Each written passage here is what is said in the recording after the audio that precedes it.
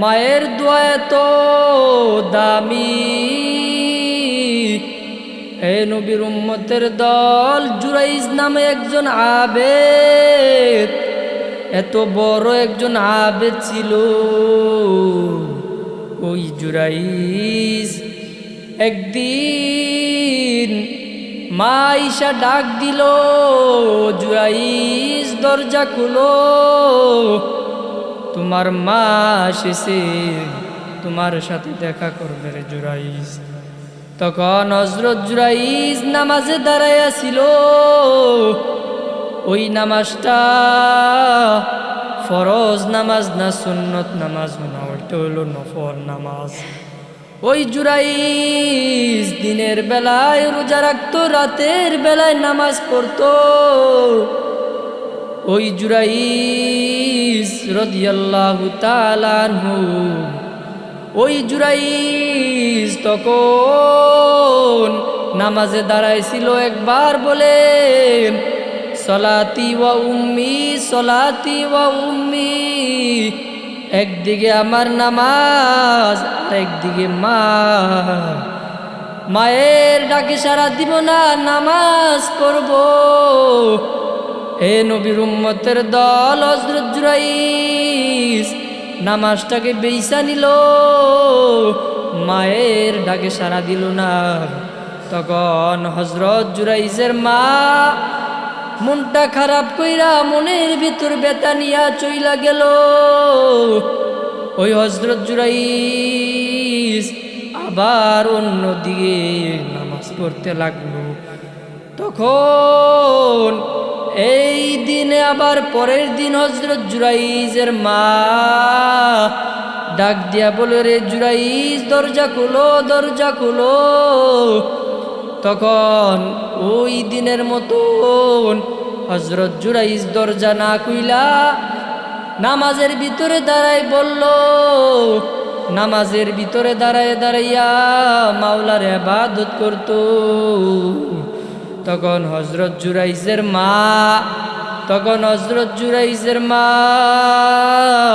মনটা খারাপ কইরা ওই দিনের মতোই আবার চইলা গেল।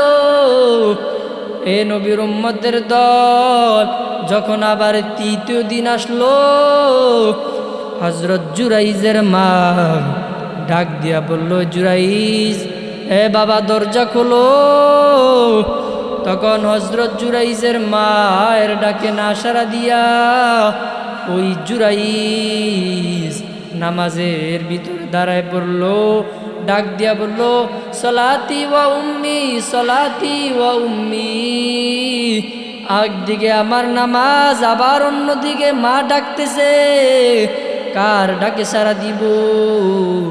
হযরত জুরাইজ তো বড় আবেদ ছিল, মায়ের ডাকে না সাড়া দিয়া নামাজের মধ্যে দাঁড়ায় থাকলো। তখন ইবাদত করতে করতে হযরত জুরাইজের মা ডাক দিয়া বলল, এ জুরাইজ, মায়ের ডাকে সাড়া দিলি না, তুই এমন একটা বদদুয়া দিয়া দিল, তুই একটা বেশ্যা নারীর তুই চেহারা দেখা নিস।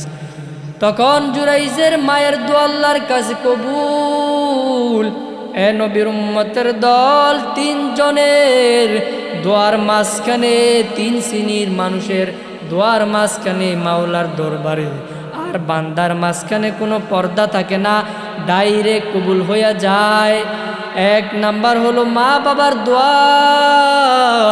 মা যদি দোয়া কইরা দেয়, বিদ্যুতের আগে মায়ের দোয়া মাওলার কাছে কবুল হইয়া যায়। মায়ের দোয়া লও হে মুমিন, মায়ের দোয়া লও, বিপদে পড়বে না তুমি যখন যেথায় যাও, বিপদে পড়বে না তুমি যখন যেথায় যাও। মায়ের দোয়া লও হে মুমিন, মায়ের দোয়া লও, মায়ের দোয়া লও হে মুমিন, মায়ের দোয়া লও। মায়ে যখন দোয়া করে, চলে যায় আরশ পরে, সাথে সাথে কবুল হয়ে ফল দেখিতে পাও, সাথে সাথে কবুল হয় ফল দেখিতে পাও। মায়ের দোয়া লও হে মুমিন, মায়ের দোয়া লও, মায়ের দোয়া লও হে মুমিন, মায়ের দোয়া লও। তখন হযরত জুরাইজ ওই জমানার ভিতরে একটা মেয়ে ছিল,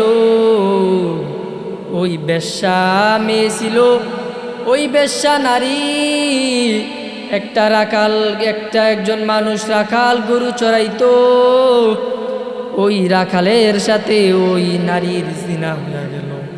তারা ব্যভিচার করলো, তারা জিনার করলো।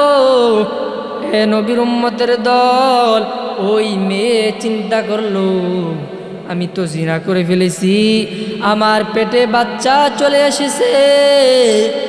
হযরত জুরাইজ একজন বড় আবেদ ছিল। ওই নারী বলল আমার পেটের সন্তান যদি আমি মিথ্যা তহমত দিয়া জুরাইজের নাম দিয়া দেই, তাহলে আমি একজন ভালো স্বামী পাবো, আমার সন্তান একজন ভালো বাবা পাবে। এ নবীর উম্মতের দল মিথ্যা তহমত লাগাইয়া দিল। ওই এলাকার মানুষকে ডাক দিয়া বলল আমার পেটে যেই সন্তান তোমরা দেখতেছো, এই পেটের সন্তান হলো জুরাইজের। জুরাইজ আমার সাথে জিনা করেছে, মিথ্যা তহমত লাগাইয়া দিল। ওই জুরাইজ, ওই যেই মানুষরা জুরাইজে এত ভালোবাসতো, গাছের পয়লা ফল যদি আসতো ওই জুরাইজের দরবারে নিয়ে দিয়ে আসতো, আর যদি ভালো ফল ফ্রুট ওই জুরাইজের দরবারে নিয়ে দিয়ে আসতো। এত মহব্বতের ছিল ওই এলাকার মানুষের জুরাইজ। ওই জুরাইজে এক পর্যায়ে যখন মিথ্যা তহমত লাগাইয়া দিল, ওই এলাকার মানুষরা জুরাইজের কামরার ভিতরে পাথর মারতেছে, ঢিল মারতেছে। জুরাইজ দরজা খুইলা বলে কেমন তোমরা আমার উপর জুলুম করতেছো, কেন তোমরা আমাকে মারতেছো, কেন তোমরা আমার কামরার ভিতরে ঘর বাড়ির ভিতরে আমরা কেন পাথর ঢিল মারতেছো, পাথর ঢিল মারতেছো। তখন ওই এলাকার মানুষ ডাক দিয়া বলো চুরি তো করো আবার সিনা জুরি, ওই গুনাহ কইরা তুমি তোমার ওই মহিলার সাথে জিনা কইরা তোমার বাচ্চা চলে এসেছে।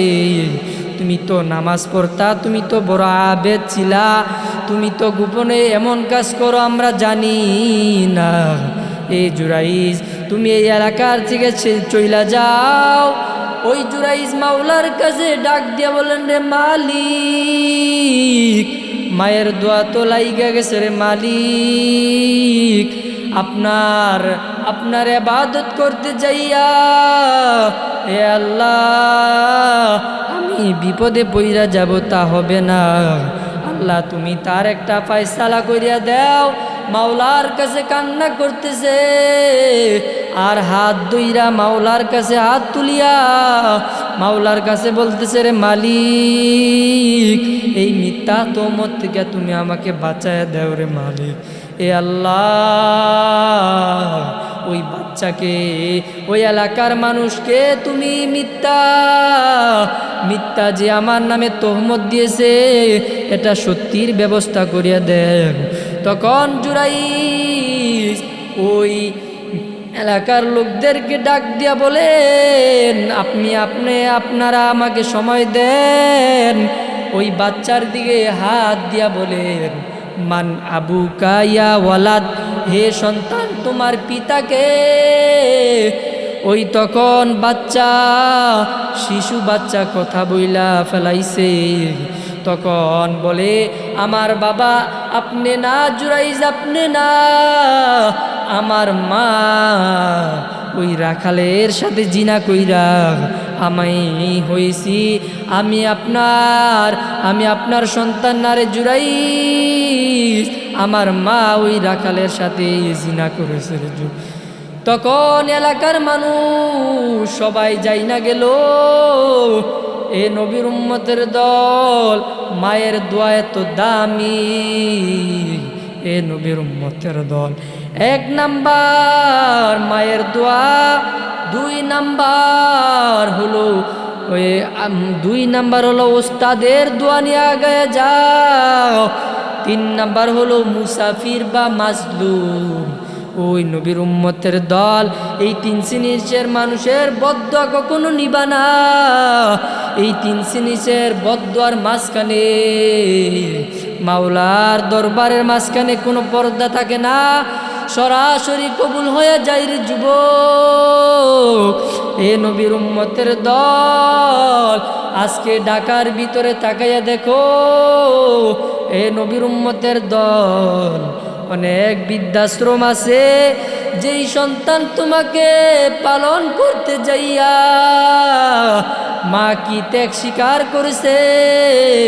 এ নবীর উম্মতের দল, যারা মা বাবা, যাদের মা বাবা আছে তারা বুঝে।